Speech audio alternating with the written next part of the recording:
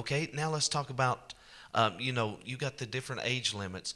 Encourage the people, this is not a hard thing to give blood. It's not, an all day process. And a lot of people, you see the pictures on the websites, the internet, and the Facebook, they're sitting back and they're smiling and they're texting or playing games or whatever. Tell us about the comfort of this. Well, it is kind of a bragging right to a certain extent that I went through the process. I donated 1 pint of blood, and I can save lives through that pint of blood. And it makes you feel proud that you're able to lay there and let them take that blood from you. And it's something that a lot of people do brag about. And once you do it, you really do have that feeling inside that, wow, I've actually done something that's beneficial. And the whole process really takes about an hour.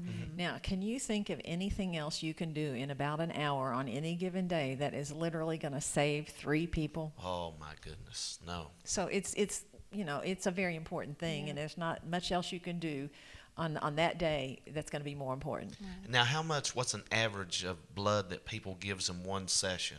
About a pint. Just a pint, okay? Very good.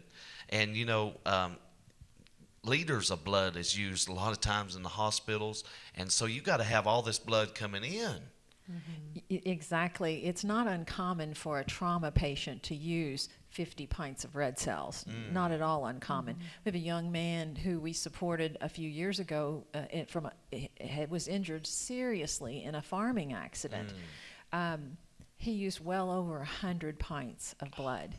But thankfully, he's here today to tell you that saved his life. Oh, that is so amazing. See, now that's what it's all about. Saving lives, doing your part for the community, reaching out with love and with care and kindness. What greater gift is that? You've got it in you, right? Yeah.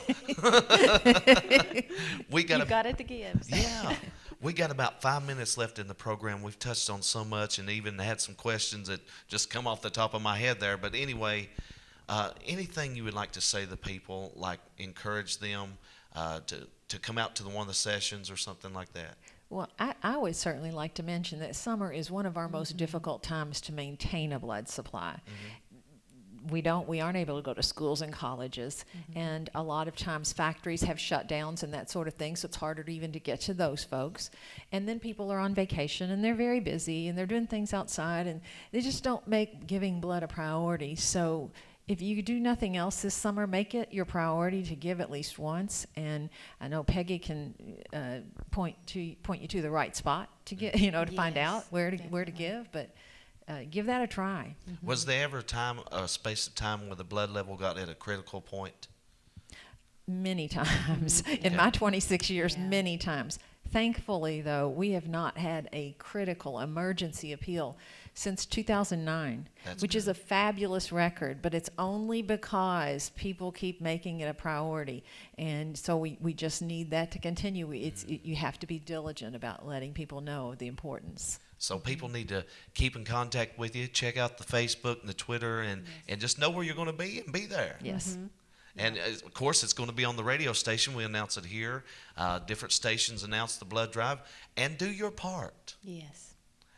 Would that be what you'd say to them, Peggy? Just do your part. Yes, that's an excellent way of putting it. And just like Martha said, the summertime, if any time that we see our inventory go down is during the summer months, and we would just like to see, that not be the case. And, we have so many wonderful prizes for people when they come out. We know they come out because they're wanting to save lives, but we also want to let them know that we appreciate them. That's why we're giving away the 2013 Toyota Prius at the end of the summer, and we give them a T-shirt and just different things like that for them. We just want them to know that we greatly appreciate them coming out, and we couldn't do it without them. What if somebody would like to call? What's that 1-800 number? 800-775-2522. 2522. And we got about just a couple of minutes left in the program. I want to take this time to say thank you for taking the time and coming down and being with us, educating us a little bit, showing us, how do we know unless we're taught? How do we know unless we hear? Right. And we've heard a lot of interesting information today about the Kentucky Blood Center. You can have the opportunity to change lives, to save lives, and just do your part. That's all they're asking. Yes, thank you so much for inviting us. Yes, You're thanks, more than Jonathan. welcome. We appreciate you all so And much. we definitely want to get you back in the future. Great. We'll Yes. talk about some upcoming events. And we got about a minute left in the program.